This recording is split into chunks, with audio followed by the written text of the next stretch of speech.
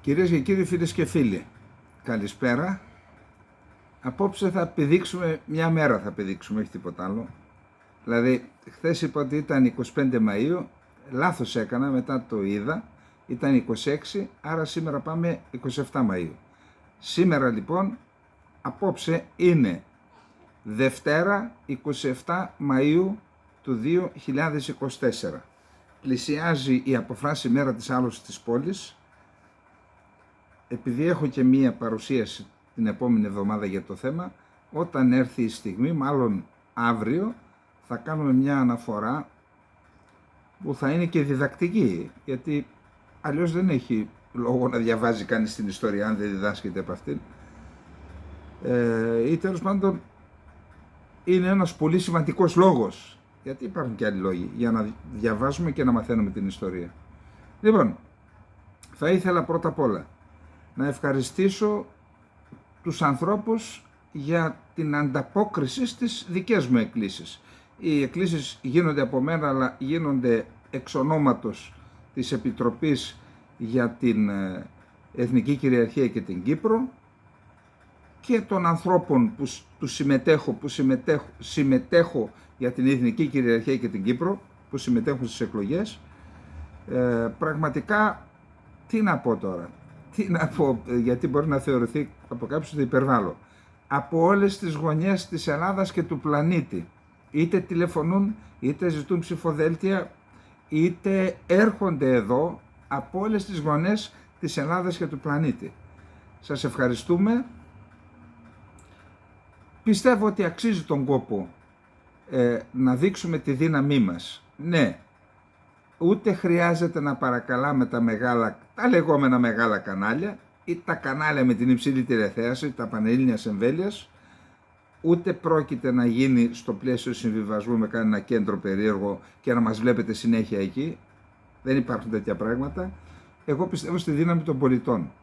Οι πολίτες λοιπόν μπορούν να επιχειρηματολογήσουν, αν έχουν πιστεί οι ίδιοι, να πείσουν και τον διπλανό τους και τον δίπλα τους. Χρόνο έχουμε. Έχουμε πόσες μέρες, 12? Έχουμε χρόνο, αρκεί να τον αξιοποιήσουμε σωστά. Οπότε προχωράμε. Ήδη έχουν αποσταλεί σε εκατοντάδες φίλους, πολύ πάνω από 400, μπορεί να έχουν αγγίξει και τους 500 που έχουν πάρει τους φακέλους σε όλη την Ελλάδα. Έχουν έρθει και εκατοντάδες από το βιβλιοπωλείο και πήραν. Θα συνμιλήσω τώρα με τα παιδιά να απευθύνουμε έκκληση για εκλογικούς αντιπροσώπους, δηλαδή όσοι θέλουν να παραστούν, να γίνουν εκλογικοί αντιπρόσωποι, να παραστούν στα εκλογικά κέντρα της γειτονιάς τους, για να δούμε πώς θα πάει και η καταμέτρηση, γιατί από ό,τι ξέρω και εκεί γίνονται πολλές λαθροχειρίες. Η δικαστική αντιπρόσωπος ή δικαστική αντιπρόσωπος σε άντρα ή σε γυναίκα πολλές φορές δεν έχει την εποπτεία και οι παλιές καραβάνες οι κομματικοί κάνουν τα δικά τους κόλπα και στη σταυροδοσία αλλά και στα ψηφοδέλτια. Λοιπόν, αυτά είχαμε να πούμε για το συμμετέχω. Προχωράμε λίγες μέρες να εκμεταλλευτούμε το χρόνο. Είναι αρκετός για να γίνει το θαύμα. Και φυσικά δεν τελειώνει στις 9 του μηνός η ιστορία αυτή. Τότε αρχίζει. Έχουμε δρόμο. Ο κύριος Βουτριάς, στρατηγός από τη Σχολή Ευελπίδων, τον οποίο το γνωρίζω, μου στείλε ένα μήνυμα.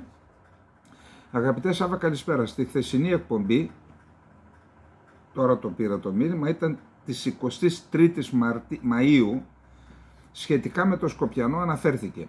Εάν η Ελλάδα καταγγείλει τη Συμφωνία των Πρεσπών, διότι παραβιάζεται από τους Σκοπιανούς, τα Σκόπια θα εξακολουθήσουν να είναι μέλος του ΝΑΤΟ και θα μείνει σχετικά με το όνομα Σκέτο Μακεδονία, όπως την είχαν αναγνωρίσει στο παρελθόν. Για το θέμα αυτό, σε εκπομπή του κυρίου Σαχίνη με τον κύριο Μάζη, παρεμβαίνουν ο τέος πρόεδρος της Δημοκρατίας Προκόπης Παυλόπουλος. Μεταξύ άλλων είπε: πρώτον, τα μέρη Ελλάδα-Σκόπια έχουν δικαίωμα βάσει του άρθρου 60 της Συνθήκης της Βιέννης περί συνθηκών να καταγγείλουν ή να αποχωρήσουν μονομερώς από τη συμφωνία που έχουν υπογράψει όταν κάποιο από τα μέρη, εμπροκειμένου τα Σκόπια, παραβιάζει κάποιον από τους βασικούς όρους υπογραφής της συμφωνίας. Βασικός είναι εκείνος ο όρος ή οι όροι που προέκυψε η ανάγκη να υπάρξει συμφωνία.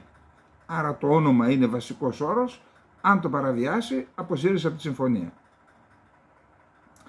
Δεύτερον, τα οποιαδήποτε αποτελέσματα έχουν επέλθει εμπροκειμένου η είσοδος στο ΝΑΤΟ με το όνομα Βόρεια Μακεδονία, λόγω αυτής της ίδιας συμφωνίας που υπεγράφει, πάβουν να ισχύουν. Διότι δεν μπορεί το ΝΑΤΟ να ανεχθεί την παραβίαση από ένα κράτος μέλος, τα Σκόπια, της συμφωνίας που αποτέλεσε την απαραίτητη προϋπόθεση προκειμένου να γίνουν μέλος του ΝΑΤΟ με το όνομα Βόρεια Μακεδονία. Τρίτον, σχετικά με τα κράτη-μέλη του ΝΑΤΟ και όχι μόνο, το status quo ante, δηλαδή της αναγνώρισης των Σκοπίων ως Μακεδονία, έχει σταματήσει να ισχύει από τη στιγμή που επήλθε συμφωνία με την Ελλάδα και μετονομάστηκε σε Βόρεια Μακεδονία. Οπότε επανέρχεται στο πρώην Ιουγκοσλαβική Δημοκρατία της Μακεδονίας. Θα ήθελα το σχόλιο σου, ο προβληματισμός και η παρέμβαση είναι στο πλαίσιο αναζήτησης της αλήθειας. Θα αναφέρω τι είπε στη χθεσινή εκπομπή στο Γεωπολιτικά ο κύριος Αϊφαντής. Όταν μπήκαν τα Σκόπια στο ΝΑΤΟ, η Φινλανδία ήταν προεδρεύουσα χώρα της Ευρωπαϊκής Ένωσης και δεν ήταν μέρος του ΝΑΤΟ. Αλλά φαίνεται το μαγείρευε και δεν είχε εισβάλει η Ρωσία στην Ουκρανία. Φαίνεται το μαγείρευαν. Τότε λοιπόν ο Υπουργός Εξωτερικών της Φινλανδίας, εις επίκον όλων των πρέσβεων της Ευρωπαϊκής Ένωσης, προεδρεύουσα χώρα η Φινλανδία, συνεχάρει τον Έλληνα πρέσβη, τον κύριο Αϊφαντή, για αυτή την επιτυχία να υπογραφεί η συμφωνία και να γίνει η Μακεδονία μέλος του ΝΑΤΟ. Μάλιστα είπε, την ανέφερε στο λογίδριο που έβγαλε 17 φορές τη λέξη Μακεδονία. Δεν ξέρω αν το είπε καθ' υπερβολή, και προφανώς με οργήλο ύφος ο κύριος Αϊφαντής τον διέκοψε και τον έβαλε στη θέση του. Ξέρετε τι του είπε, είσαι επίκον όλων? Ακούστε, δεν θέλω, αντιλαμβάνομαι την οργή σας, αλλά δεν μπορώ αυτό δεν μπορεί να μου αλλάξει τη γνώμη μου. Η γνώμη μου είναι ότι ασχέτως το τι έχει υπογραφεί, θα επικρατήσει το σκέτο Μακεδονία. Εγώ δεν είμαι Παυλόπουλος ή διεθνολόγος να καθίσω και να πω τι ακριβώς θα γίνει την επόμενη μέρα. Πιθανόν αυτά που ανέφερε ο κύριος Βουτριάς, ο στρατηγός, να είναι έτσι. Η άποψή μου ταυτίζεται με την άποψη του Φινλανδού. Τι έπρεπε να γίνει? Έπρεπε η Ελλάδα, όταν δεχόταν πιέσεις, η Ελλάδα δεν ήταν η επισπεύδουσα πλευρά. Η επισπεύδουσα πλευρά ήταν τα Σκόπια και όσοι τη στήριζαν. Η Ελλάδα έπρεπε να τα στυλώσει πάση θυσία, να επικαλεστεί εθνικό συμφέρον, να παρουσιάσει ιστορικά στοιχεία που δεν επιδέχονται αμφισβήτηση, που δεν μας επιτρέπουν να υπογράψουμε μια τέτοια συμφωνία, και εξ όσων γνωρίζω, όταν επικαλείς σε εθνικά συμφέροντα και στηρίζεις την επίκληση και τον ισχυρισμό σου σε αξιόπιστα στοιχεία, κανένας δεν μπορεί να σε πιέσει. Άρα το λάθος έγινε τότε και το έχω ξαναπεί. Η μοναδική περίπτωση για να διορθωθεί είναι η κοινωνία των πολιτών στην Ελλάδα και στα Σκόπια να εργαστούν, για παράδειγμα, ένα βιβλίο στη σκοπιανή γλώσσα με ντοκουμέντα, τέλος πάντων με πραγματικά στοιχεία, να μην χρησιμοποιώ ξένες λέξεις, με πραγματικά ιστορικά στοιχεία που δεν επιδέχονται αμφισβήτηση, όχι ελληνικών πηγών, ξένες εγκυκλοπαίδειες, ξένοι ιστορικοί, να τυπωθεί στη γλώσσα των Σκοπιανών και να μοιραστεί σε δεκάδες ή και εκατοντάδες χιλιάδες. Ό,τι και να έχουν βάλει στο μυαλό τους, ό,τι και να τους έχει φυτευτεί στο μυαλό τους, εάν τους βάλουμε την αμφιβολία, θα είναι το πρώτο βήμα. Ο μοναδικός τρόπος, η μοναδική περίπτωση λοιπόν να αλλάξει αυτή η ιστορία είναι να δείξουμε, να αποδείξουμε και να λειτουργήσουμε με τέτοιο τρόπο, ούτως ώστε να δημιουργηθεί στο εσωτερικό των Σκοπίων ένα κίνημα ιστορικής υπεράσπισης της ιστορικής αλήθειας. Και η ιστορική αλήθεια δεν είναι το ψέμα που υπερασπίζεται, η ιστορική αλήθεια είναι μια, ούτε ελληνική ούτε σκοπιανή, αυτήν. Και θεωρώ, που εδώ θα υπάρχουν ίσως και άλλες απόψεις, ότι Κάποιος το έγραψε. Γιατί δεν συνεργαζόμαστε με τη Βουλγαρία στο θέμα των Σκοπίων? Κάποιοι θα μας πούνε ότι θέλουν να κάνουν τη Μεγάλη Βουλγαρία. Αυτά πιστεύω ότι αυτά τελείωσαν. Φυσικά κανείς δεν μπορεί να πει τι θα γίνει στο απότερο μέλλον, αλλά στο προβλεπτό μέλλον αυτά κατά την άποψη μου τελείωσαν. Ακόμα και να χαρακτηριστούν, να δουν το φως του αληθινό οι Σκοπιανοί οι Σλάβοι και να πούν είμαστε Βούλγαροι, όπως λένε και οι Αλβανοί ότι είμαστε Αλβανοί Μακεδόνες, τρέχα γύρευε. Αυτό καταφέραμε. Ακόμα και σε αυτή την περίπτωση δεν πρόκειται να έχουμε επέκταση της Βουλγαρίας στα Σκόπια. Τα Σκόπια θα συνεχίζουν να υπάρχουν ως κράτος, αυτό το υβριδικό πράγμα όπως είναι. Στόχος λοιπόν είναι οι άνθρωποι αυτοί να βρουν την πραγματική τους ταυτότητα. Και η πραγματική τους ταυτότητα δεν είναι Μακεδόνες, η πραγματική τους γλώσσα δεν είναι μακεδονική. Αυτή είναι η αλήθεια, πάνω σε αυτό θα πρέπει να εργαστούμε και να αφήσουμε τα υπόλοιπα για τους διεθνολόγους. Είμαστε στην εισαγωγή ακόμα, αυτή ήταν η άποψή μου αγαπητέ στρατηγέ Παναγιώτη Βουτριά, που ήσουν και στο θάλαμό μου, στη σχολή. Υπάρχει μία κατάταξη που έγινε από ένα διεθνή οργανισμό ιδιωτικό, ο οποίος έχει κάνει έναν κατάλογο με κάποια στοιχεία, κριτήρια, με τις πιο βιώσιμες πόλεις στον κόσμο, μικρές πόλεις. Η Πάφος είναι μακράν η καλύτερη πόλη για να ζεις, μικρή πόλη για να ζεις στον κόσμο, με σύνολο βαθμολογίας 5.495 μόρια. Και η Αρεσίφη της Ισπανίας έρχεται δεύτερη με 4.717, το Τραπάνι με 4.622, το Λουγκάνο που έχω πάει, πραγματικά είναι καταπληκτικό, στην Ελβετία με 4.575, και ακολουθεί 22η είναι η πόλη των Ιωαννίνων και 44η η Ξάνθη.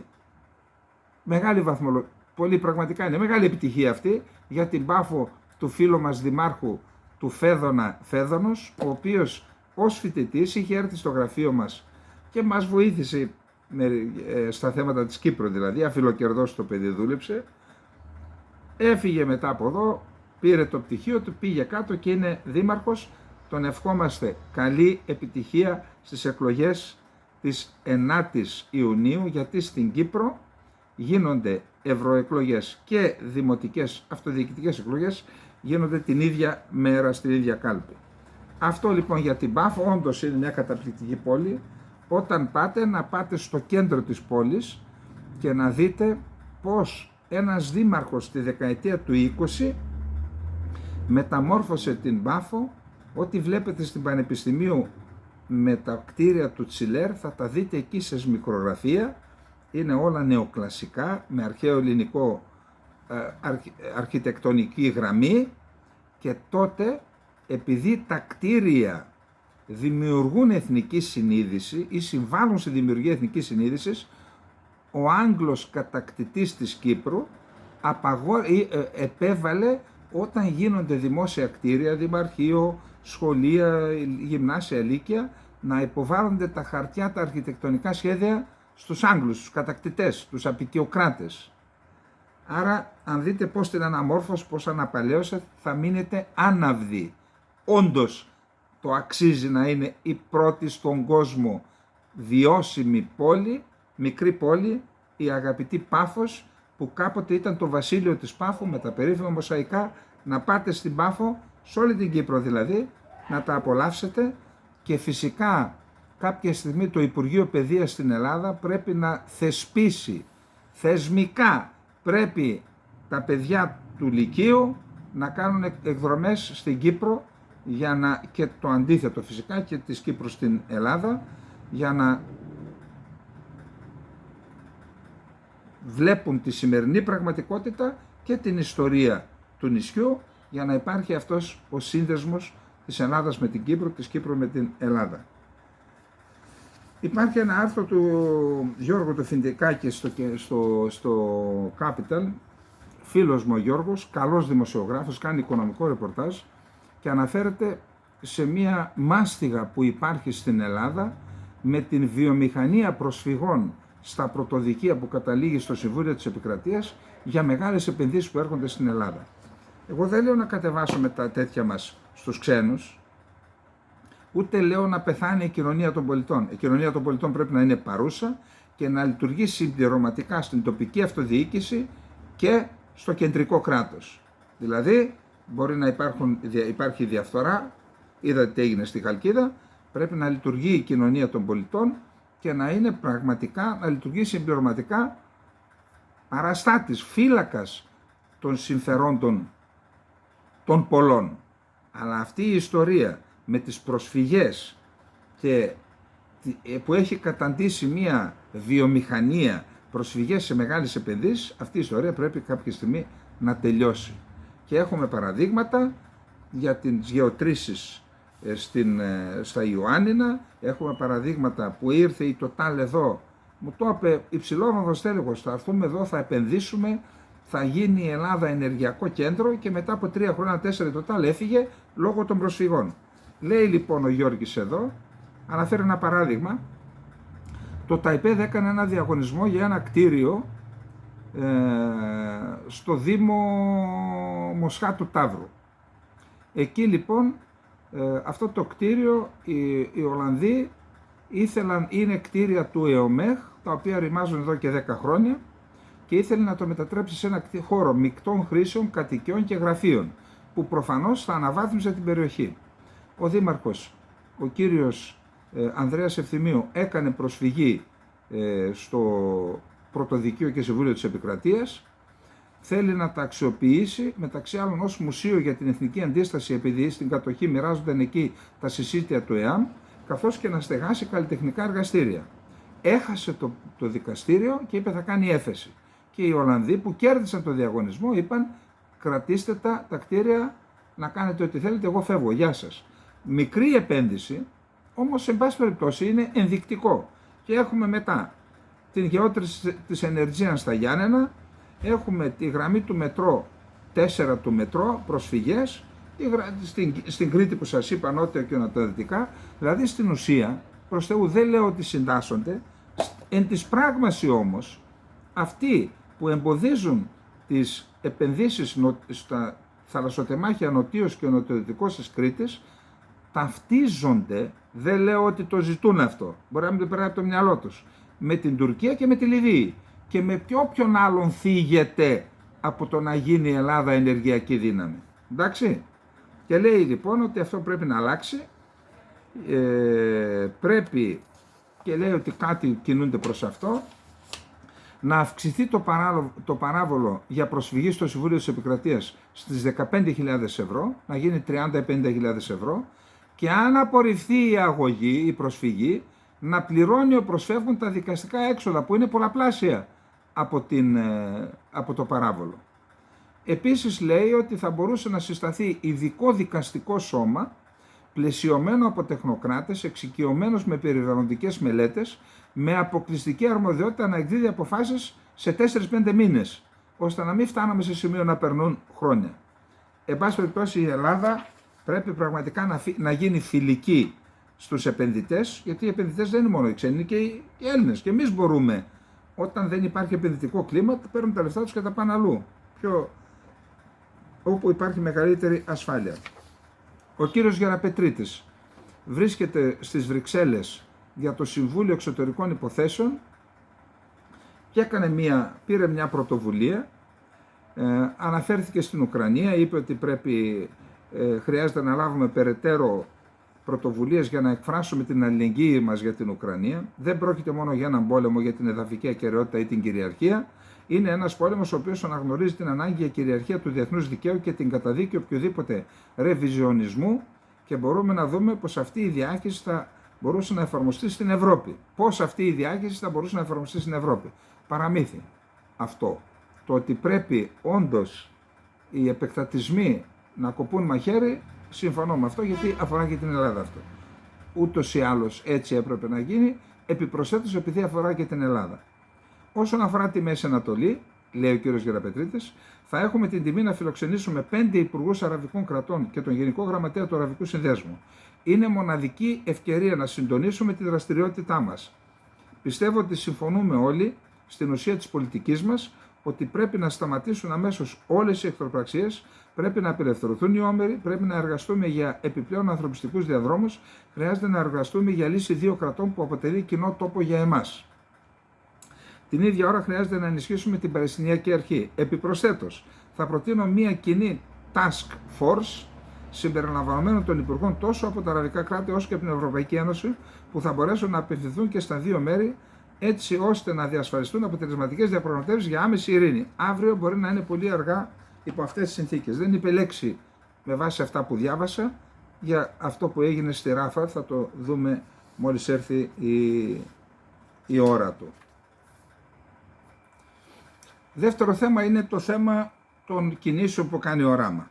Επειδή βλέπω αρκετά σχόλια και στην εκπομπή που έκανα στην Αυτεμπορική με τον κύριο Αϊφαντή από Αλβανούς που μένουν στην Ελλάδα και γράφουν και καλά ελληνικά, και σε πολλές περιπτώσεις οι άνθρωποι φαίνεται ότι είναι και λογικοί και μετριοπαθείς, να ξεκαθαρίσουμε ότι αυτή η εκπομπή εδώ, αλλά και η εκπομπή γεωπολιτικά της Ναυτεμπορικής, δεν είναι εναντίον των Αλβανών, είτε οι Αλβανοί κατοικούν στην Ελλάδα, είτε κατοικούν στα Σκόπια, είτε κατοικούν στο Κωσυφοπαίδιο, είτε κατοικούν στην Αλβανία. Δεν είναι αυτό. Έχουμε πει πολλές φορές την άποψη του ομιλούντος ότι η Ελλάδα πρέπει να έχει, σε σχέση με το κράτος το αλβανικό, αλλά και με τις κοινότητες αλβανικές στα άλλα κράτη που είπαμε, πρέπει να έχει στη χειρότερη περίπτωση καλές σχέσεις και στην καλύτερη στρατηγική σχέση. Εντάξει, και το έχω πει ότι εάν κάποια στιγμή αυτό το πράγμα που λέγεται Ευρωπαϊκή Ένωση δεν λειτουργήσει και πάει πρέπει να συνασπιστούμε εμείς 3 χώρες, Ιταλία, Αλβανία και Ελλάδα, να κάνουμε συνομοσπονδία, που σημαίνει το κάθε κράτος κρατάει τη δομή του, τις υπηρεσίες του, τους ένοπλες δυνάμεις του, αλλά ενώνεται σε συγκεκριμένα θέματα, δηλαδή μπορεί να ενώσει τις ένοπλες δυνάμεις διατηρώντας τον εθνικό χαρακτήρα και να είμαστε ισχυροί στην περιοχή μας για να μην εκμεταλλεύονται οι μεγάλες δυνάμεις την αδυναμία του καθενός, είτε να μας τρέφουν τον έναν εναντίον του άλλου, είτε να μας κάνουν παρανίες. Γιατί ξέρετε τι γίνεται τώρα και στα τύρανα, δεν χρειάζεται να τα πούμε, στα δικά μας τα λέμε εδώ συνέχεια. Άρα μην ψάχνετε να βρείτε κάτι που δεν υπάρχει. Από εκεί και μετά όμως, όταν ο Ράμα κάνει κάτι, τώρα συγγνώμη, τι ανάγκη εξυπηρετούσε να έρθει εδώ να μιλήσει στην Ελλάδα? Για πέστε μου. Δηλαδή τι είναι η Ελλάδα, ξέφραγο αμπέλι? Εντάξει, φίλοι είμαστε, αλλά μπορεί να έρχεται ο Αλβανός Πρωθυπουργός να μιλάει στην Ελλάδα με την ίδια λογική. Κάποιος λέει πώς πηγαίνουν οι Έλληνες. Οι Έλληνες πηγαίνουν στη Βόρειο Ήπειρο επειδή είναι αναγνωρισμένη εθνική μειονότητα. Γι' αυτό δεν υπάρχει αναγνωρισμένη αλβανική μειονότητα εδώ. Οι εργαζόμενοι, οι οικονομικοί μετανάστες που ήρθαν στην Ελλάδα, είτε πήραν διαβατήριο ελληνικό είτε όχι, δεν είναι μειονότητα και δεν πρόκειται να γίνουν ποτέ. Διαβάστε τι σημαίνει μειονότητα για να καταλάβετε τι λέω. Άρα μην προσπαθείτε να δικαιολογήσετε τα δικαιολόγητα, και δεν είπε ψέματα ο κύριος Αϊφαντής. Ξέρουμε τι προσπαθεί να κάνει και τι είπε και σήμερα στην Ιταλία που πήγε στο Μιλάνο. Λέει ότι σας βάζουμε να αλλάξετε τα ονόματα. Κάποιος μου έγραψε, δεν ξέρεις τι τραβάω από το ελληνικό κράτος. Γιατί εμείς δεν τραβάμε. Όλοι τραβάμε από το ελληνικό κράτος. Δεν τραβάνε ιδιαίτερα οι Αλβανοί. Και αν βρίσκεται κανένας υπάλληλος ο οποίος φέρεται άσχημα σε έναν Αλβανό, φέρεται και σε έναν Έλληνα άσχημα, αυτό δεν είναι αποτέλεσμα πολιτικής ή γραμμής. Δεν υπάρχει τέτοιο πράγμα στην Ελλάδα, να λέμε τα σωστά. Όσον αφορά το αν οι Αλβανοί δουλεύουν στην Ελλάδα, ασφαλώς δουλεύουν. Και δουλεύουν με τον υδρότα τους, βγάζουν το ψωμί τους οι περισσότεροι. Τώρα για τους άλλους που βρίσκονται στις μαφίες και τα λοιπά, ας μην το συζητήσουμε το θέμα. Πήγε λοιπόν χθες στη Χιμάρα ο Ράμα. Την Παρασκευή πότε πήγε. Και έδωσε κάποιους τίτλους ιδιοκτησίας. Από τους 44 τίτλους που έδωσε, τους 43 τους έδωσε σε μέλη του δικού του κόμματος. Συγγνώμη, αυτό δεν θα το σχολιάσουμε. Και τι άλλο είπε, για να δούμε, εξέδωσε μία ανακοίνωση η Ομόνοια. Δημοκρατική Ένωση Εθνικής Μειονότητας Ομόνια. Ο Πρωθυπουργός Αλβανίας κ. Έντι Ράμα, εγκλωβισμένος στο αδιέξοδο για το οποίο αποκλειστικά ο ίδιος ευθύνεται, συνεχίζει το κρεσέντο πρακτικών που αφορούν στη διάσπαση της κοινωνίας της Χιμάρας, χειραγώγηση των πολιτών, καταστρατήγηση εν τέλει των αρχών του κράτους δικαίου, της ισοπολιτείας και της ισονομίας. Σήμερα επέστρεψε στη Χιμάρα έχοντας την ψευδαίσθηση ότι έχει παρέλθει ο χρόνος επούλωσης των συνεπειών που προκαλεί στην τοπική κοινωνία η παράνομη φυλάκιση και κράτηση του εκλεγμένου δημάρχου της περιοχής Φρέντι Μπελέρη. Στη συνέχεια η ανακοίνωση λέει ότι ο Ράμα επανέλαβε ένα από τα πλέον κακόγουστα σόου μικροπολιτικής, τα οποία συνηθίζει, προλιένοντας το έδαφος για τη διαδικασία πρόωρων εκλογών που έχει δρομολογήσει μέσω αποφάσεως των ελεγχόμενων δικαστικών φορέων. Ωστόσο ξεπέρασε τα εσκαμμένα. Ως πλανόδιος ντελάλης και όχι αρχηγός κράτους, διαμοίρασε ορισμένους τίτλους ιδιοκτησιών, προσέξτε, όχι για το φιλέτο της ακτής, εκείνα τα κρατάει για τους κολλητούς του, μαφιόζους και μη. Έδωσε για τα σπίτια τίτλους. Καλά, συγγνώμη, ένας χιμαριώτης που κάθεται στο σπίτι του 3 αιώνες, προτού ιδρυθεί το αλβανικό κράτος, χρειάζεται τον τίτλο? Δεν κατάλαβα δηλαδή. Μόνο τίτλους σπιτιών έδωσε για να διασπάσει το λαό. Έδωσε λοιπόν ορισμένους τίτλους ιδιοκτησιών για οικίες χιμαριωτών, όχι για εκτάσεις σημαντικής οικονομικής αξίας στην παραλία, που προορίζει όπως και μέχρι σήμερα για τους στρατηγικούς επενδυτές σε εισαγωγικά της αυλής του. Με τίτλους του κράτους, του συστήματος κτηματολογίου το οποίο χρηματοδοτεί η Ευρωπαϊκή Ένωση, προσπαθεί να κάνει κομματική πολιτική. Η παρουσία εξάλλου του κομματικού μηχανισμού δεν αφήνει περιθώρια άλλης ερμηνείας. Δεν απέφυγε να επιτεθεί στον πρόεδρο του κόμματος της Ομόνιας, που εκπροσωπεί τη μείζωνα αντιπολίτευση στο Δήμο, παραβλέποντας ότι έτσι καλλιεργεί γλώσσα μίσους και διχόνοια στην τοπική κοινωνία και κατ' επέκταση στον ελληνισμό.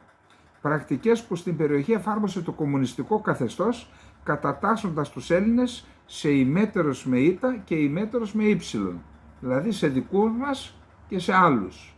Αυτό έκανε το Κομμουνιστικό Κόμμα.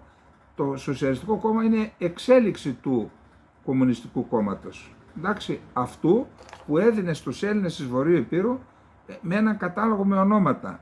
Αυτά τα ονόματα μπορείτε να βάλετε στα παιδιά σας. Και έρχεται ο Ράμα σήμερα να μας πει ότι εμείς λέμε στους Αλβανούς να αλλάξουν τα ονόματά τους. Εννοώ το κράτος, έτσι. Μπορεί σε μια κοινωνία να λένε κάποιον που δεν ακούει το όνομα, του βάζουν ένα όνομα. Αυτό δεν είναι επιβολή και δεν είναι πολιτική του κράτους. Λοιπόν, αποκάλυψε ότι η ανάθεση καθηκόντων Περιφερειάρχη Αυλώνας σε άτομο ελληνικής καταγωγής δοκιμασμένο σε αποστολές ανάλογες, εξυπηρέτηση του σχεδίου του αλβανικού κράτους δηλαδή, αποσκοπεί στη μόχλευση πολιτικών περαιτέρω διάσπασης με σκοπό τη χειραγώγηση της τοπικής κοινωνίας. Εκβίασε τους πολίτες ελληνικής καταγωγής, ακούστε εδώ, να μην αυτοπροσδιορίζονται ως Έλληνες, διότι είναι προς το συμφέρον τους. Δεν μιλάτε ότι είστε Έλληνες γιατί δεν σας συμφέρει. Δεν σας συμφέρει. Αυτό δεν είναι άσκηση τρομοκρατίας? Αυτά λέει η Ομόνια. Και επίσης λέει έδωσε 400 τίτλους ιδιοκτησίας σπιτιών της περιοχής σε κατοίκους που έχουν προσφύγει εναντίον, ανακοίνωσε ότι θα αποδώσει 400 τίτλους ιδιοκτησίας σπιτιών της περιοχής σε κατοίκους που έχουν προσφύγει εναντίον του αλβανικού κράτους εδώ και 30 χρόνια. Πάντως, από τους 35 τίτλους, άτομα που παρέλαβαν τίτλους, τα 34 είναι μέλη του κυβερνώντος Σοσιαλιστικού Κόμματος, του κύριου Ράμα δηλαδή. Ο Ράμα είπε ότι είμαι ένας από εσάς, εδώ μεγάλωσα, και υπογράμμισε ότι δεν σας αρπάζει κανένας της περιουσίας σας, ενώ τόνισε ότι ο ίδιος δεν έχει ούτε ένα μέτρο γη στην ευρύτερη περιοχή. Ψέματα, γιατί η μάνα του ήταν από το βουνιώτησα όπως λέει και ο ίδιος, διότι λέει ότι με δικαστική απόφαση, είναι του κυρίου Νέδου από την Καθημερινή το ρεπορτάζ, με δικαστική απόφαση που ελήφθη το 2019, την παρουσιάζει μάλιστα και την απόφαση ο Νέδος, δικαστήριο του Αυλώνα δικαίωσε την προσφυγή που είχαν κάνει η μητέρα του, ξαδέλφια και άλλοι συγγενείς του, και παραχωρεί μια έκταση 550 στρεμμάτων, τα 22,4 εκτάρια είναι στην οικογένειά του, την οποία διεκδικούσαν ο παππούς Πέτρος Κολέκας και ο θείος του Σπύρος Κολέκας, του Έντι Ράμα συγγενείς αυτοί. Υπενθυμίζεται ότι ο Ράμα είναι πρωθυπουργός της Αλβανίας από το 2013 και πρόεδρος του Σοσιαλιστικού Κόμματος από το 2005. Τέλος πάντων, άρα τα πήρε. Γιατί λέει ότι δεν έχει τίποτα.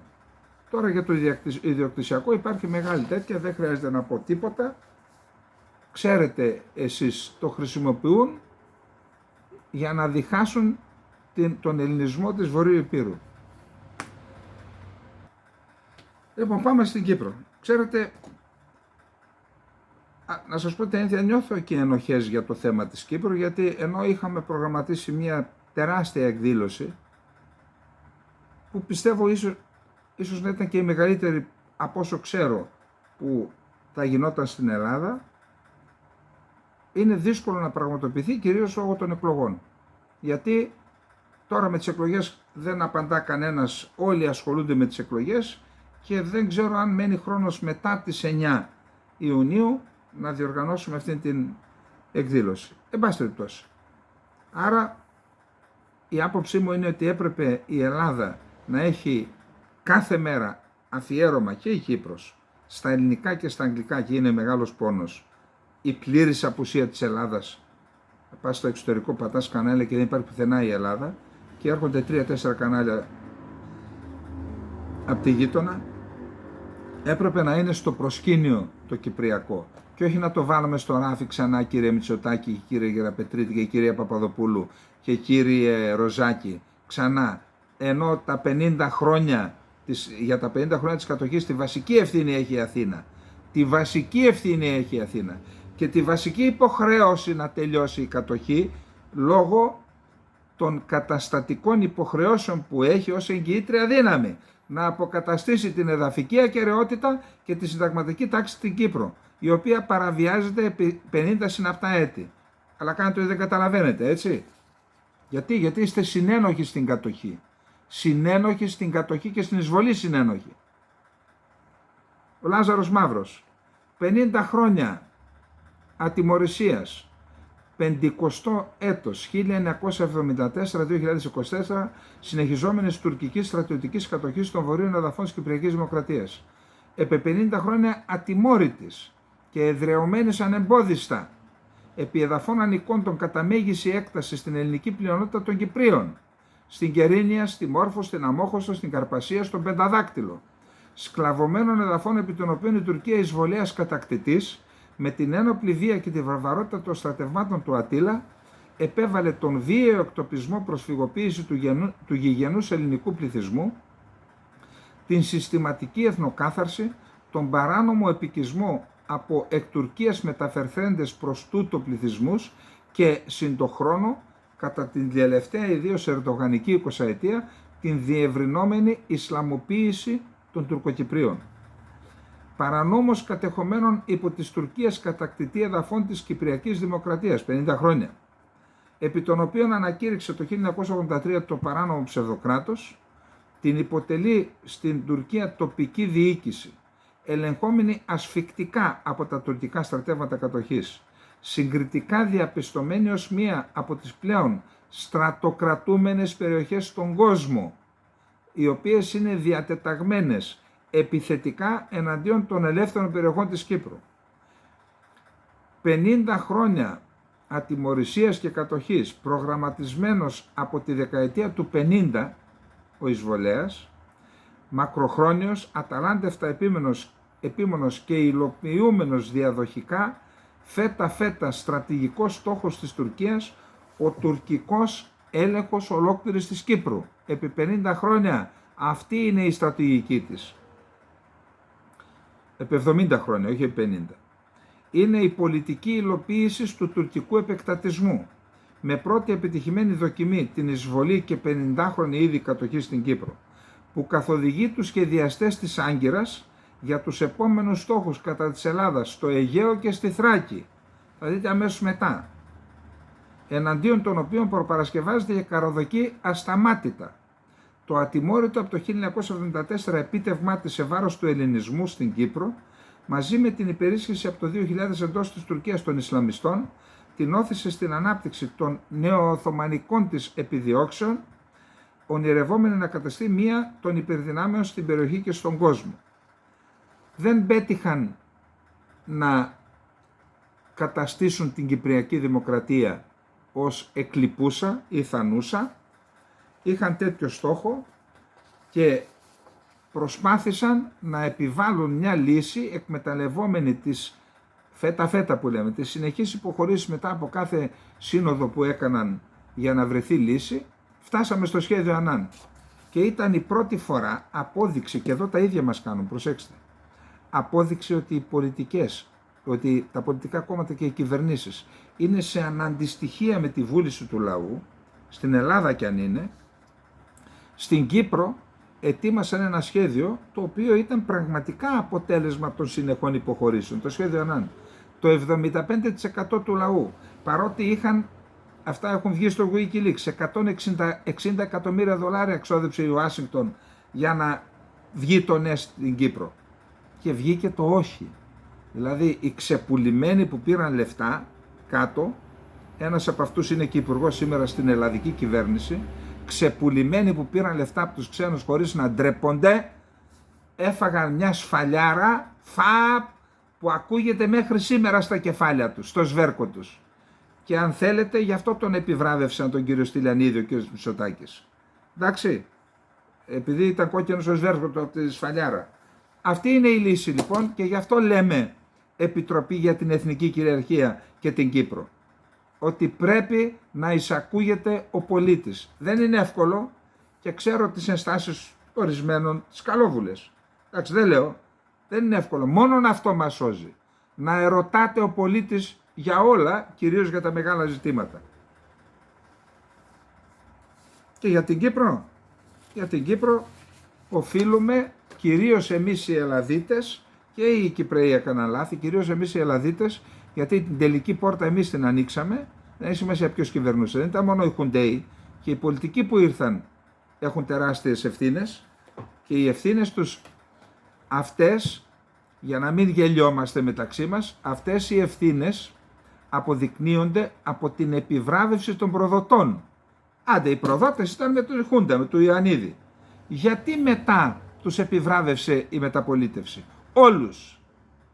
Γιατί υπάρχει ένα δόγμα, ότι τους ήρωες τους τιμωρούμε και τους προδότες τους επιβραβεύουμε. Αυτό θα αλλάξει. Τα έχουμε πει ότι δεν έχουμε καβαλήσει κανένα καλάμε, αλλά ξέρουμε και τι κάνουμε. Το θέμα της γαλάζιας πατρίδας και γιατί δεν κάνει η Ελλάδα διάβημα, το έχουμε αναδείξει εμείς. Και στα κανάλια τα μεγάλα, θυμάστε τι έγινε στον Αντένα, εκείνη η Πριονοκορδέλα που τους περάσαμε, έτσι, και στο Open. Και αμέσως μετά ρωτήθηκε από δημοσιογράφο ο Γεραπετρίτης, λέει, τι γίνεται, καλά, δεν κάνετε τίποτα για τη γαλάζια πατρίδα που μπαίνει στα σχολεία? Μα λέει, δεν είδαμε ακόμα την απόφαση, πώς να κάνουμε?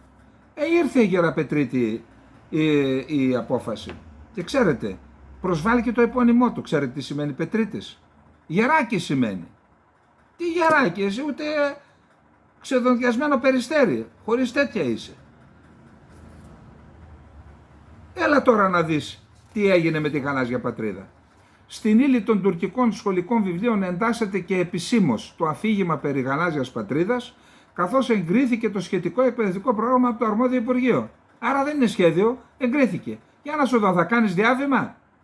Το εν λόγω εκπαιδευτικό πρόγραμμα προβλέπει ότι στο μάθημα γεωγραφίας της 9ης τάξης θα τονίζεται η σημασία των χαρακτηριστικών της τοποθεσίας της Τουρκίας, του χώρου που καταλαμβάνει, ενώ θα συζητούνται και χάρτες επί των χαρτών που σχετίζονται με τη γαλάζια πατρίδα και την πατρίδα των εθέρων.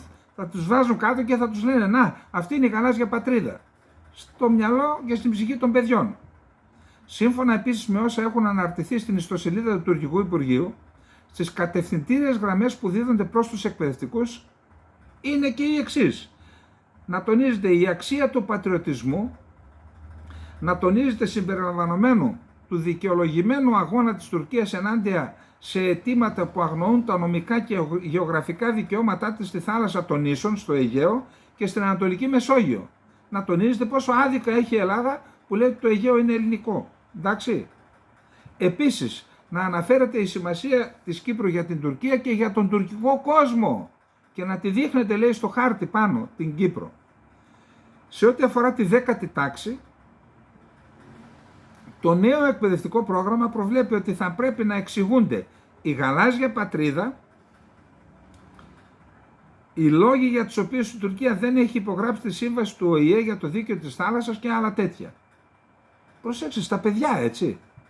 Στο μάθημα της ιστορίας στον κατάλογο αναγνωσμάτων θα συμπεριληφθούν βιβλία για θέματα όπως το Κυπριακό και το αβάσιμο των ισχυρισμών για τον Πόντο και τους Αρμένους, για τη γενοκτονία. Για να δούμε τώρα τι θα μας πει ο κύριος Γεραπετρίτης. Θα κάνει διάβημα στην Τουρκία ή θα το ροφήξει και αυτό, όπως τόσα άλλα. Και πάμε να δείτε τώρα τι άλλο συμβαίνει. Ο Γιανκή Μπαχτζίογλου είναι αντιπρόεδρος του πρώτου τώρα με βάση τις δημοσκοπήσεις, όχι μόνο δημοτικές εκλογές, και στις δημοσκοπήσεις πρώτο έρχεται το Λαϊκό Ρεπουμπλικανικό Κόμμα, δηλαδή το κόμμα των Κεμαλικών, και είναι αντιπρόεδρος ο κύριος Μπαχτζίογλου. Ξέρετε τι είπε? Η Τουρκία θα πρέπει να ασκήσει πλήρως και αποτελεσματικά τα δικαιώματά της που απορρέουν από το διεθνές δίκαιο με τις ναυτικές και αεροπορικές δυνάμεις της στο Αιγαίο Πέλαγος και στην Ανατολική Μεσόγειο χωρίς κανέναν περιορισμό στο πεδίο. Σαν να τους λέει, συνεχίστε να κάνετε ξανά, να πετάτε στο Αιγαίο. Επίσης υποστήριξε ότι τα προβλήματα που σχετίζονται με τα νησιά με αποστρατικοποιημένο καθεστώς και τα νησιά των οποίων η κυριαρχία δεν έχει παραχωρηθεί με συμφωνίες πρέπει να παραμείνουν στην ημερήσια διάταξη τόσο στο μέσα μαζικής ενημέρωσης όσο και ενώπιον διεθνών οργανισμών. Τα ερευνητικά σκάφη και τα γεωτρύπανα πρέπει οπωσδήποτε να δραστηριοποιούνται στην Ανατολική Μεσόγειο, ενώ και η άσκηση γαλάζια πατρίδα, η οποία φέτος δεν διεξήχθη σύμφωνα με το πρόγραμμα, πρέπει να πραγματοποιηθεί, είπε ο αντιπρόεδρος του πρώτου σε μέγεθος πολιτικού κόμματος στην Τουρκία. Συγγνώμη. Άρα, τι μας ζαμπουνάτε εδώ? Ποιον πάτε να κοροϊδέψετε? Και μέχρι πού θα πάει το ψέμα σας νομίζετε? Ξυπνήστε, μαζέψτε τους παπαγάλους που έχετε, κάτι καθηγητές της πλημμύρας και της συμφοράς και κάτι δημοσιογράφος, συνέλθετε και υπερασπιστείτε τα εθνικά μας συμφέροντα. Αυτό που κάνετε θα έρθει η στιγμή που θα το πληρώσετε.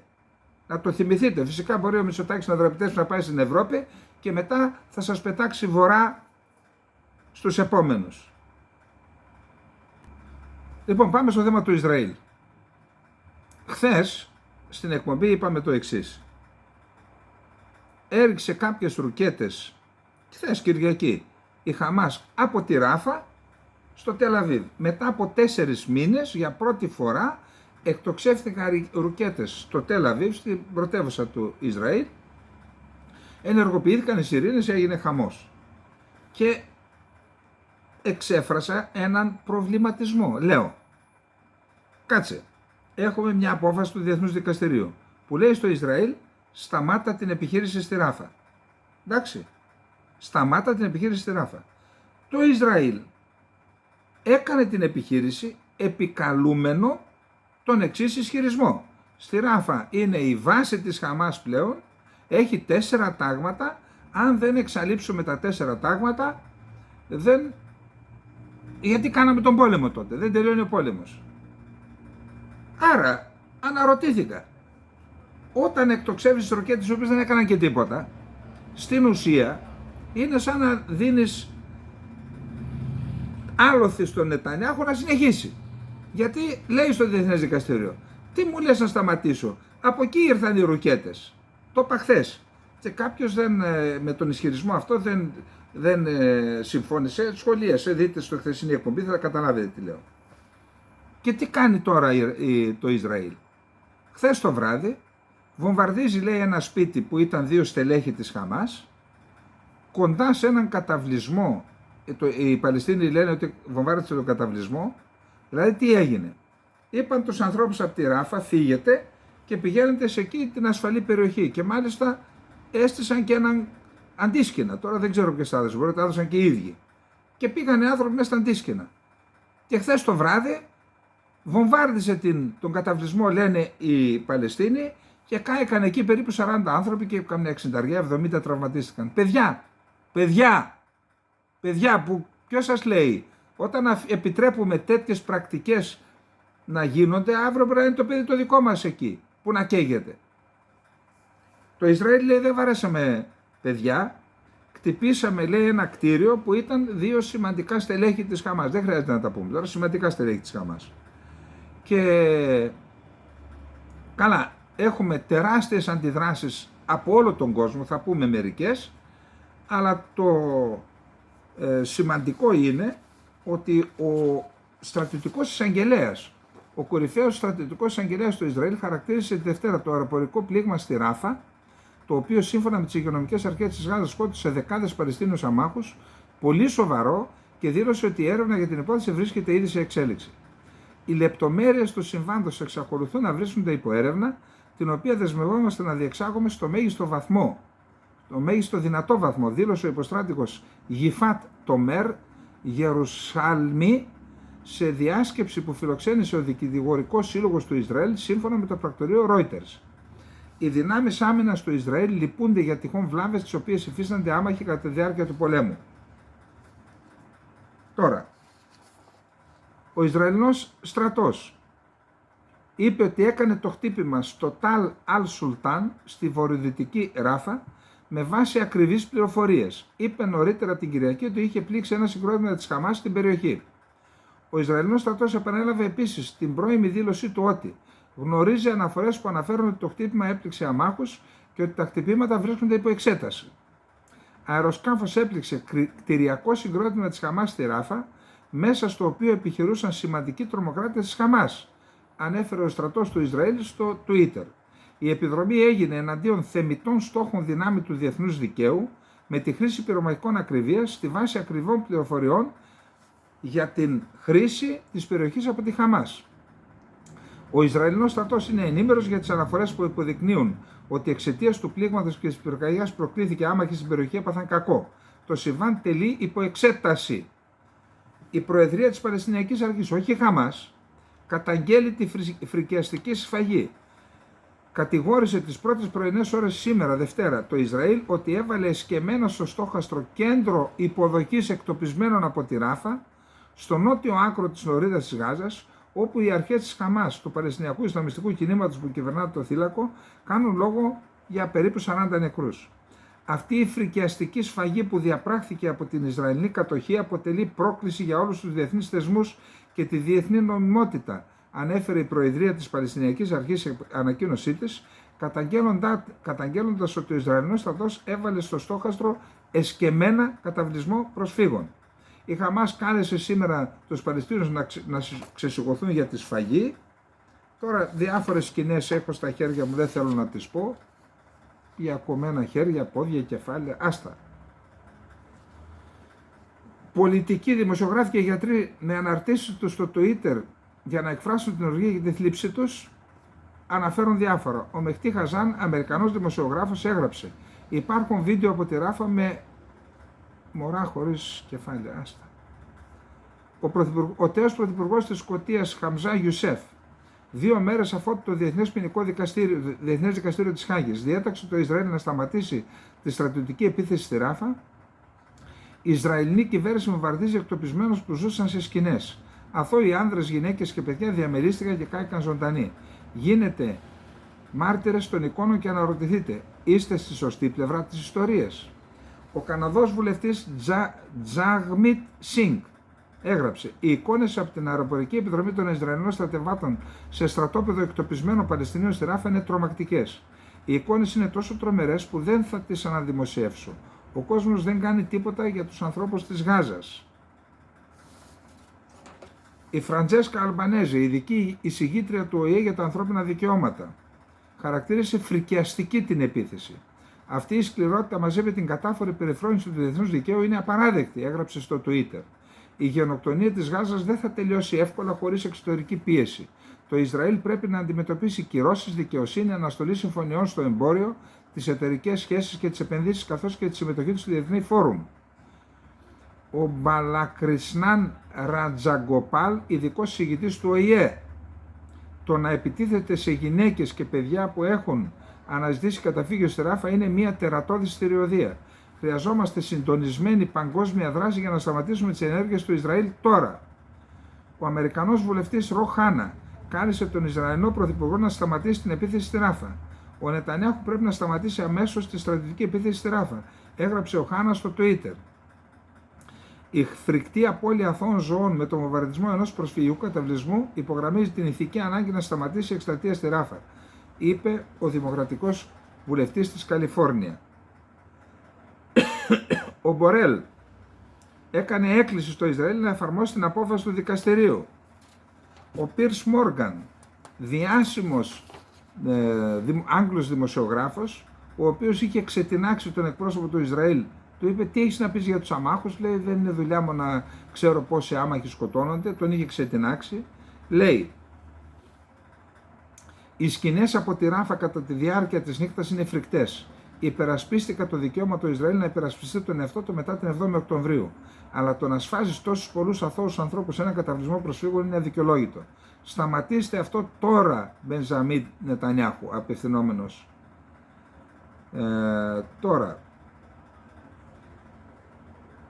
πάλι έχουμε και άλλες αναφορές από διάφορους. Η Αίγυπτος καταδίκασε την επίθεση αυτή. Ζήτησε από το Ισραήλ να εφαρμόσει άμεσα τα μέτρα που όρισε το Διεθνές Δικαστήριο, το Αιγυπτιακό Υπουργείο Εξωτερικών ζήτησε, για τον άμεσο τερματισμό των στρατιωτικών επιχειρήσεων στη Ράφα. Η απόφαση του Διεθνούς Δικαστηρίου που διατάσσει το Ισραήλ να σταματήσει αμέσως τη στρατιωτική επίθεση στο νότιο τμήμα της λωρίδας της Γάζας είναι δεσμευτική και πρέπει να γίνει σεβαστή, δήλωσε η Μπέρμποκ, Γερμανίδα ΙΠΕΞ. Πριν από τη συνεδρίαση των 27 Υπουργών Εξωτερικών που έχουμε Συμβούλιο Υπουργών Εξωτερικών Υποθέσεων. Δεν θα απελευθερωθεί κανένας Ισραηλινός όμηρος εάν οι περισσότεροι άνθρωποι αναγκαστούν να καταφύγουν σε σκηνές. Το Διεθνές Ανθρωπιστικό Δίκαιο ισχύει για όλους, οπότε αφορά και τη συμπεριφορά του Ισραήλ στον πόλεμο. Ο εισαγγελέας του δικαστηρίου που ζήτησε την έκδοση των ενταλμάτων, ο Βρετανός Χαν, αρνείται ότι εξίσωσε τη Χαμάς με το Ισραήλ, είπε: οι νόμοι ισχύουν για όλους. Σε κανέναν δεν επιτρέπεται να διαπράττει εγκλήματα πολέμου ή εγκλήματα κατά της ανθρωπότητας. Δεν μπορούμε να έχουμε 2 μέτρα και 2 σταθμά. Αν Χαμάς και Ισραήλ κάνουν εγκλήματα κατά της ανθρωπότητας, θα τους βάζω στην ίδια. Πρέπει να επισημάνουμε ότι η ζωή κάθε παιδιού, κάθε γυναίκας, κάθε αμάχου είναι ίση σε έναν ολοένα και περισσότερο πολλωμένο κόσμο. Δεν μπορούμε να έχουμε 2 μέτρα και 2 σταθμά. Ο κόσμος παρακολουθεί την κατάσταση στη Γάζα και στο Ισραήλ. Το Ισραήλ έχει κάθε δικαίωμα να προστατεύσει τον πληθυσμό του και να απελευθερώσει τους ομήρους, είπε ο εισαγγελέας, ο Καρίμ Χάν. Αλλά κανείς δεν έχει το δικαίωμα να διαπράττει εγκλήματα πολέμου ή εγκλήματα κατά της ανθρωπότητας. Το γεγονός ότι διεκόπη η παροχή νερού, ότι στοχοποιούνται άνθρωποι που βρίσκονται σε ουρές για να πάρουν φαγητό, αυτό είναι έγκλημα πολέμου κι αυτό. Το σύνολο όλων αυτών είναι αποκαλυπτικό, το αναλύσαμε με αντικειμενικό και ορθολογικό τρόπο στην πρότασή μας. Η Διεθνής Αμνηστία ζητάει από το Διεθνές Ποινικό Δικαστήριο να αρχίσει να διερευνεί έρευνα για 3 βομβαρδισμούς που έγιναν τον Απρίλιο, που στοίχησε τη ζωή σε 44 αμάχους Παλαιστινίους, ανάμεσά τους 32 παιδιά. Ο Υπουργός Εξωτερικών της Ισπανίας δήλωσε: αύριο, 28 του μηνός Μαΐου, μαζί με την Νορβηγία και την Ιρλανδία θα ανακοινώσουμε επίσημα την αναγνώριση του κράτους της Παλαιστίνης. Ο Χωσέ Μανουέλ Αλμπάρες, ο Ισπανός ΙΠΕΞ, θα ζητήσουμε από τα 26 κράτη-μέλη της Ευρωπαϊκής Ένωσης να παράσχουν επίσημη υποστήριξη στο Διεθνές Δικαστήριο και να λάβουν μέτρα για να διασφαλίσουν ότι το Ισραήλ θα σέβεται τις αποφάσεις του δικαστηρίου. Η Τουρκία θα κάνει ό,τι περνά από το χέρι της για να διασφαλίσει ότι οι Ισραηλοί βάρβαροι θα οδηγηθούν στη δικαιοσύνη για τα εγκλήματα που διέπραξαν, είπε ο Ερντογάν. Τον χαϊδεύατε, σας λέγαμε, αναγνωρίστε τη γενοκτονία, διότι αν είχε το στίγμα του γενοκτόνου, στο σπίτι του κρεμασμένου δεν μιλούν για σκηνή, δεν το κάνατε και τώρα σας πληρώνει ο Ερντογάν. Η σφαγή στη Ράφα έδειξε για άλλη μια φορά το άσχημο πρόσωπο της κυβέρνησης του Νετανιάχου και θα κάνουμε ό,τι περνάει από το χέρι μας για να λογοδοτήσει για τα εγκλήματά του. Καταλάβατε το λάθος σας, έτσι? Επανορθώστε. Αναγνωρίστε τώρα τη γενοκτονία που διάπραξαν οι Τούρκοι εναντίον Αρμενίων, Ελλήνων και Ασσύριων. Ο Οργανισμός Ισλαμικής Διάσκεψης καταδίκασε τις Ισραηλινές επιθέσεις που σημειώθηκαν στη Ράφα. Ο Αραβικός Σύνδεσμος. Η σφαγή της Ράφα πρέπει να υποβληθεί σε διεθνή δικαστήρια για να ενισχυθούν τα στοιχεία εναντίον του Ισραήλ. Πρωθυπουργός του Βελγίου. Δεκάδες γυναίκες και παιδιά έχασαν τη ζωή τους όταν το Ισραήλ βομβάρδισε μια ασφαλή περιοχή έξω από τη Ράφα. Μακρόν. Είμαι εξοργισμένος από τις Ισραηλινές επιθέσεις που οδήγησαν το θάνατο πολλών εκτοπισμένων στη Ράφα. Αυτές οι ενέργειες πρέπει να σταματήσουν. Δεν υπάρχουν ασφαλείς ζώνες για τους Παλαιστινίους πολίτες στη Ράφα. Καλώ για πλήρη σεβασμό του διεθνούς δικαίου και άμεση κατάπαυση του πυρός. Το μέλος του Στρατιωτικού Συμβουλίου του Ισραήλ, ο Γκαντί Άιζενκοτ. Η Χαμάς ανακτά τη δύναμή της, αλλά η σύναψη συμφωνίας μαζί της είναι στρατηγική αναγκαιότητα. Το Στρατιωτικό Συμβούλιο τότε έναρξη συναλλαγής από θέση ισχυρής ειδικής υποχρέωσης προς όσους μένουν μόνοι με τη μοίρα τους. Υπάρχουν σημαντικά στρατιωτικά επιτεύγματα στο στρατό, αλλά δεν έχει επιτευχθεί κανένα ολοκληρωμένος στόχος. Υπάρχει πλήρη συμφωνία στο Στρατιωτικό Συμβούλιο για την ανάγκη σύναψης συμφωνίας ανταλλαγής ομήρων. Τα μέλη του στενού Υπουργικού Συμβουλίου δεν εκπληρώνουν το ρόλο τους. Ως αποτέλεσμα μιας επιτυχημένης αεροπορικής επιδρομής στη Ράφα, οι Ισραηλινές δυνάμεις εξάλειψαν τον επικεφαλής του αρχηγείου του Παλαιστινιακού κινήματος της Χαμάς στη Δυτική Όχθη, ανέφερε η υπηρεσία τύπου του Ισραηλινού στρατού. Σύμφωνα με το στρατό μιλάμε για το Γιασίν Ραμπιά. Το περιστατικό μεταξύ του Ισραηλινού και του Αιγυπτιακού στρατού είχαμε ένοπλες ανταλλαγές πυρών και μάλιστα σκοτώθηκε ένας Αιγύπτιος, λένε και τα Ισραηλινά και τα τουρκικά μέσα μαζικής ενημέρωσης. Το Σαουδαραβικό δίκτυο Al Hadath ανέφερε και αυτό για την αλλαγή πυρών μεταξύ Ισραήλ και Αιγύπτου στη Ράφα. Οι Παλαιστίνοι πρόσφυγες επιστρέφουν απελπισμένοι στα ερείπια των κατεστραμμένων σπιτιών τους στο Χαν Ιουνίς επειδή δεν έχουν που αλλού να πάνε. Από το Χαν Ιουνίς που την κατέστρεψε ο Ισραηλινός στρατός είχαν πάει στη Ράφα. Τώρα φεύγουν από τη Ράφα, πάνε στα ερείπια. Ο εκπρόσωπος του Ισραηλινού στρατού. Οι εφεδρικές μονάδες συνεχίζουν να αυξάνουν την ετοιμότητά τους για πόλεμο στο Λίβανο. Η Ισραηλινή Κνεσέτ θα ψηφίσει υπέρ της ανακήρυξης της Υπηρεσίας Αρρωγής και Έργων του ΟΗΕ για τους Παλαιστίνιους πρόσφυγες στην Εγγύης Ανατολή της UNRWA, θα τη χαρακτηρίσουν τρομοκρατική οργάνωση. Ο ανώτατος ηγέτης του Ιράν, ο Ιμάμ Χαμενεή, είπε ότι οι Αμερικοί και οι Σιωνιστές προσπαθούν να χωρίσουν τα μουσουλμανικά έθνη μεταξύ τους και να μας βάλουν τον έναν εναντίον του άλλου. Πρέπει να αναγνωρίσουμε και να καταστρέψουμε αυτές τις συνωμοσίες και να σχηματίσουμε ένα ισχυρό ενιαίο μέτωπο με βάση τις κοινές μας αρχές. Τη διάσπαση του μουσουλμανικού κόσμου μπορεί να την υποδαβλίζουν οι Αμερικανοί και οι Εβραίοι και οι Ισραηλινοί, αλλά έχει τεράστιες ευθύνες και το ίδιο το Ιράν. Εντάξει, αυτά τα ξέρουμε τώρα. Σιήτες, Σουνίτες και τα κόλπα τα άλλα. Ο Υπουργός Εξωτερικών της Σαουδικής Αραβίας, Φαϊζάλ Μπιν Φαρχάν, χθες το βράδυ συναντήθηκε με τον Νορβηγό Υπουργό Εξωτερικών και δήλωσε τα εξής. Το Ισραήλ πρέπει να αντιμετωπίσει το γεγονός ότι δεν έχει δικαίωμα να υπάρχει χωρίς την ύπαρξη ενός Παλαιστινιακού κράτους. Δηλαδή, αν δεν υπάρχει Παλαιστινιακό κράτος, δεν θα υπάρχει και αυτό. Θα φτιάξουμε ένα φάρο και θα ανάψουμε το φως με την ελπίδα ότι το Ισραήλ θα φτάσει τελικά στις ακτές της ειρήνης και της ασφάλειας. Ξέρω ότι ο χρόνος έχει φύγει, αλλά είναι πολύ σημαντικό. Εδώ κάποιοι θα χαρείτε νομίζω, αλλά το Διεθνές Ινστιτούτο Ερευνών για την Ειρήνη της Γενέβης ανακοίνωσε ότι κατέθεσε μήνυση στο Διεθνές Ποινικό Δικαστήριο κατά της Προέδρου της Ευρωπαϊκής Επιτροπής Ursula von der Leyen με την κατηγορία της συνέργειας σε εγκλήματα πολέμου και εγκλήματα κατά της ανθρωπότητας που διέπραξε το Ισραήλ κατά των Παλαιστινίων. Υπάρχουν βάσιμοι λόγοι να πιστεύουμε ότι η άνευ όρων υποστήριξη της von der Leyen στο Ισραήλ, στρατιωτική, οικονομική, διπλωματική και πολιτική, του επέτρεψε να διαπράξει εγκλήματα πολέμου και συνεχιζόμενη γενοκτονία στη Γάζα. Η von der Leyen με την ιδιότητά της ως Πρόεδρο της Επιτροπής είχε αποτελεσματικό ρόλο στην πρόσβαση στη στρατιωτική υποστήριξη που παρήχε η Ευρωπαϊκή Ένωση στον Ισραηλινό στρατό, επισημαίνοντας ότι δεν επέβαλε οικονομικές και στρατιωτικές κυρώσεις στο Ισραήλ και έκανε πολλές δηλώσεις που περιλάμβαναν πληροφορίες για την παροχή διπλωματικής υποστήριξης στο Ισραήλ. Η πρόεδρος της Ευρωπαϊκής Επιτροπής δέχεται επικρίσεις και έχει γίνει στόχος για την φιλοϊσραηλινή της στάση και την ανεφόρον υποστήριξή της στο Ισραήλ.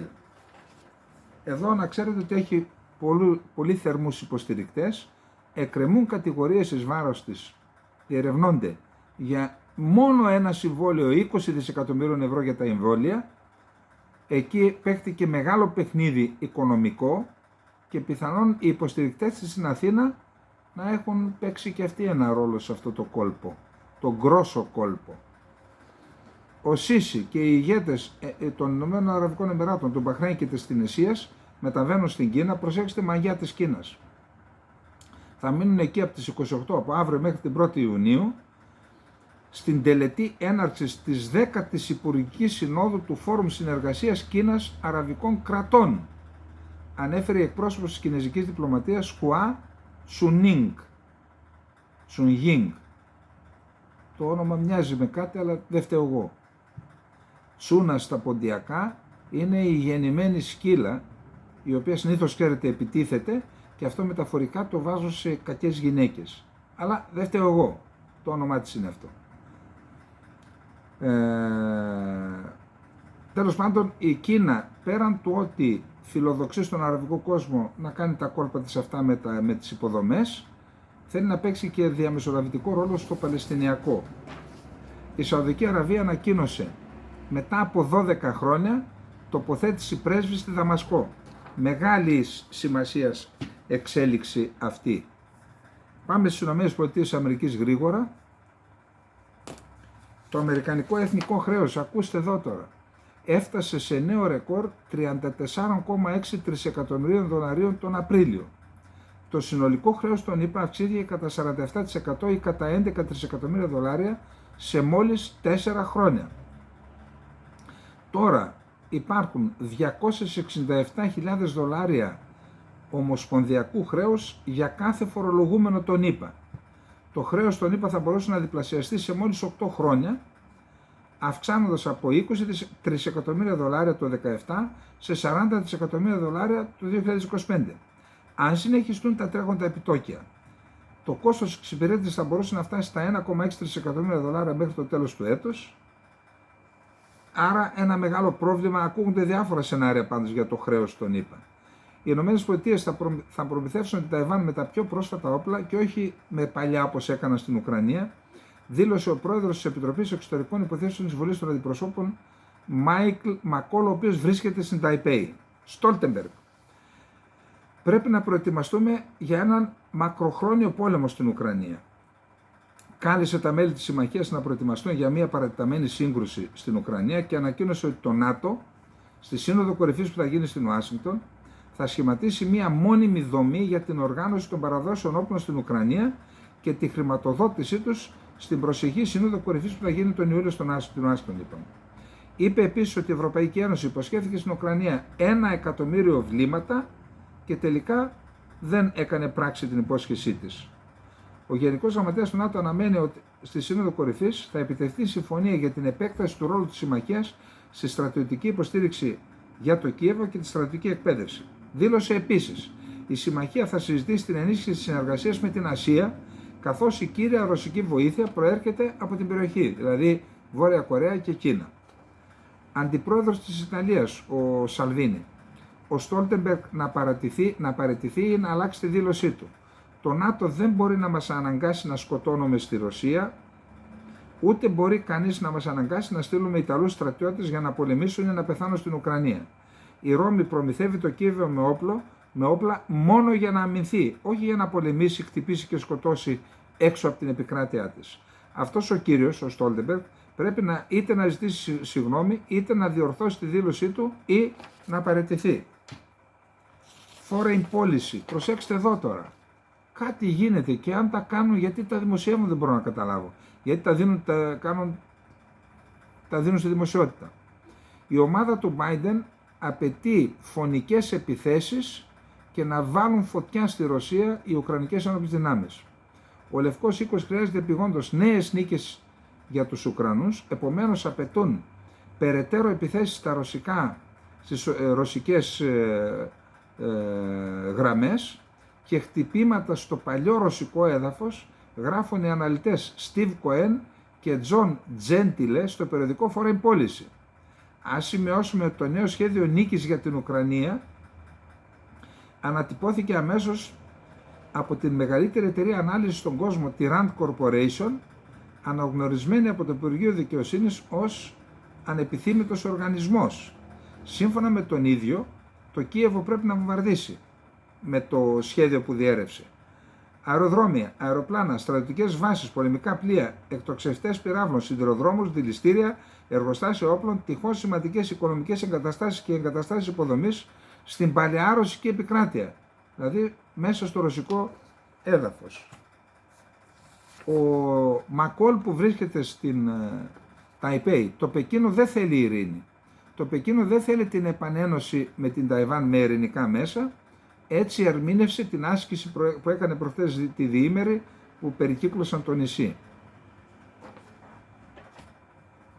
Και πάμε στο τελευταίο μας θέμα. Ο Στόλτεμπεργκ υπερεύει τις εξουσίες του Γενικού Γραμματέα του ΝΑΤΟ, υποστηρίζοντας το δικαίωμα του Κιέβου να πραγματοποιεί χτυπήματα σε ρωσικό έδαφος με δυτικά όπλα, δήλωσε ο επικεφαλής της ρωσικής διπλωματίας Σεργέη Λαυρόφ. Αμφιβάλλω ότι ο Γενικός Γραμματέας μπορεί να αναλάβει τέτοια ευθύνη, να μιλήσει εξ ονόματος των μελών της Συμμαχίας, όταν αυτό το θέμα συζητήθηκε στο ΝΑΤΟ. Όχι σε επίπεδο Γραμματείας και Γενικού Γραμματέα, αλλά εντός της Συμμαχίας. Αυτό περιλαμβάνει τις χώρες μέλη και εφαρμόζει τη βούλησή τους. Πιστεύω ότι υπερεύει τις εξουσίες του. Δεν συζητήθηκε, λέει, δεν υπάρχει απόφαση συλλογική, ό,τι είπε ο Σαλβίνη δηλαδή. Το Κινέζικο Υπουργείο Εξωτερικών ως απάντηση στις εκκλήσεις Ζελένσκι να συμμετάσχει ο πρόεδρος της Κίνας, ο Τζίμπινγκ, στη Σύνοδο Κορυφής για την Ουκρανία στην Ελβετία, στο Λουκέρνη, είπε τα εξής. Υποστηρίζουμε μία ειρηνευτική διάσκεψη αναγνωρισμένη τόσο από τη Μόσχα όσο και από το Κίεβο.